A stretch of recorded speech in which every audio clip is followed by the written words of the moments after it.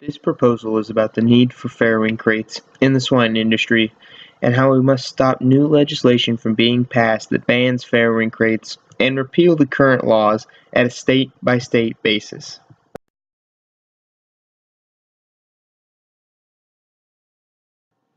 There are many reasons that farrowing crates have been used continuously throughout our society. In the beginning, they were used to ensure that sows would not fight with each other after they had farrowed due to high-stress situations and maternal traits. Farmers then realized the true pros of a farrowing crate. The main pro is that on average, the litter sizes were increased. This was due to piglet mortality rates being significantly declined when a sow is in a farrowing crate. A farrowing crate design allows for piglets to move freely around the sow while she is only able to stand and lay. This allows for the piglets to avoid being crushed by a lazy mother who fails to be aware of the piglets underneath her while she lays down. Another pro of a farrowing crate is that it can control the space easier for the business. Swine producers can allow for more sows to farrow at the same time since their farrowing sheds will be able to fit more crates. To further create more space, some crates are only accessed to one side and there is a divider placed between each crate on the side that isn't accessible for the piglets. Crates also are used in buildings so they are able to control the temperature within the farrowing houses. This is a huge advantage since it allows for producers to farrow during the winter without the fear of losing a majority of their piglets to the cold weather.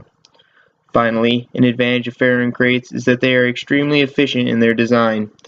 Individuals outside of the swine industry state that farrowing crates are cruel because they allow for the animal to just sit in their feces, but this is not necessarily the truth. A vast majority of the farrowing crate systems have metal slatted flooring, which allows the feces to be easily washed underneath the crate, keeping the facilities clean for both the mother and her piglets. The objective of this podcast is to stop the spreading of current legislation that is banning farrowing crates. Currently, 9 states have completely banned the use of farrowing crates. These states, California, Florida, Oregon, Arizona, Colorado, Maine, Michigan, Ohio, and Rhode Island, declared that a sow must be able to stand up, fully turn around, and extend her legs to be within their current legislation. Only Ohio is even in the top 10 in the United States for pork production, though, so their viewpoints are based solely on personal belief, not actually production data. Not all legislators are in favor of banning farrowing crates, however. Chris Christie vetoed a bill in 2014 that would have banned farrowing crates in New Hampshire. His reasoning was that he believed pork prices would increase since he had done research that overall pork production would decrease with a ban in farrowing crates, resulting in higher prices and higher demand for a limited good. He also feared that it would destroy the small-scale farmer.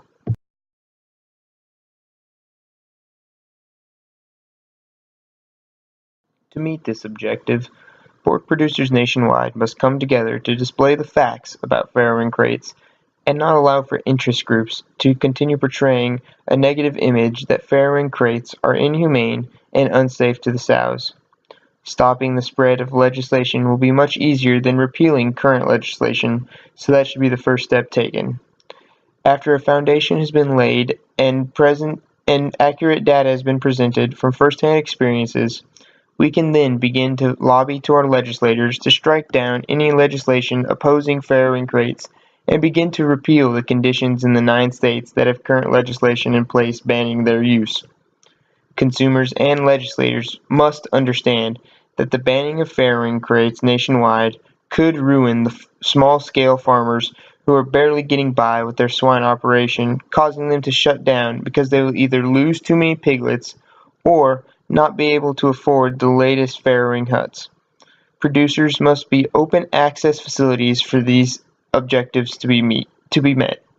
Showing individuals in person what really goes on with farrowing crates will sway their perspective much more than any persuasive speech or propaganda could ever possibly.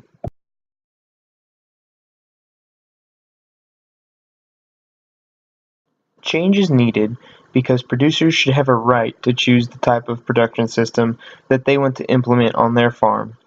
In some cases, farrowing crates are extremely beneficial because they have the ability to keep more piglets alive, especially for first-time mothers. I know this from a first-hand basis. As a pig producer, I began as an open-lot farrowing system. Since I was small-scale, I was unable to keep my head above water with the amount of piglets that I was losing due to sows laying on the piglets carelessly. I then switched to using farrowing crates, and I was blown away by how many piglets I was saving. Farrowing crates worked like a charm for myself. They also displayed more weaning weight with the piglets since the mother was laying down more frequently for feeding. The well-being of the sows really was not a negative at all. Crates have been deemed as unfit for sows since they create lesions on their skin and lead to injury to their feet and hind legs, but in my experience, I never had a sow physically injure herself because of the crate's design. And after their first time farrowing in crates, sows were much calmer and easier to maintain. First and foremost, we must influence the consumers and change their viewpoint on the situation. If we can convince them with the facts that farrowing crates really aren't a terrible form of production, they will be more willing to discuss possible changes that can be made so that they will stop pursuing the ban of crates. From personal experiences, I was able to speak with consumers who were dead set that farrowing crates were unnecessary. After showing them the data that I had collected on my farm, they were amazed to see the difference between open lot farrowing and farrowing crates. While my sample only consisted of a maximum of 20 sows, I informed them that these stark differences would be displayed regardless of the amount, and that this form of production was necessary for me to survive and make money as a young entrepreneur. The data displayed that my piglet mortality rate went from roughly 25% to a measly 7%. I also didn't have to constantly be in the farrowing house to make sure that the piglets wouldn't be laid on once the sow was in the farrowing crates. They knew the heat lamps on either side would keep them warm, so they stayed out from underneath the sow inside of the crate. If a 17-year-old who had only been raising pigs for 2 years can influence 8 adults enough to change their viewpoint on the situation, then producers with much more experience and data should be able to prove to each and every person that there really is benefits that farmers have to continue the operation with farrowing crates. Like every situation, there are many different solutions that can be made to satisfy both the farmers and the concerned consumers. It is important to understand the consumer's desire for change as well so compromise can occur. While most farmers would just want the banning of a crate to be overturned completely, another potential solution would to be create a little more space for the sow to maneuver so that she can fully turn around and stretch. The picture below is a prototypical farrowing crate design. One way to allow the sow to turn around would be to take out one of the side panels and provide space between the side panel and the wall so that the sow can turn around. I would like to keep the rest of the structure intact and believe it is valuable to keep at least one side panel to allow for a creep area for the piglets to lay for warmth away from a potential laying sow. This solution would maintain the design of a crate, but would give enough freedom to the sows to please the consumers who are concerned with her overall well-being. In conclusion, farrowing crates are not for every swine producer, but for the ones that need them to get by, they should have the opportunity to produce with them. The benefits are evident. If pork producers can explain the situation and describe the impact that farrowing crates have had on their farms, I believe we will be able to come to an understanding with those that are concerned with the use of farrowing crates.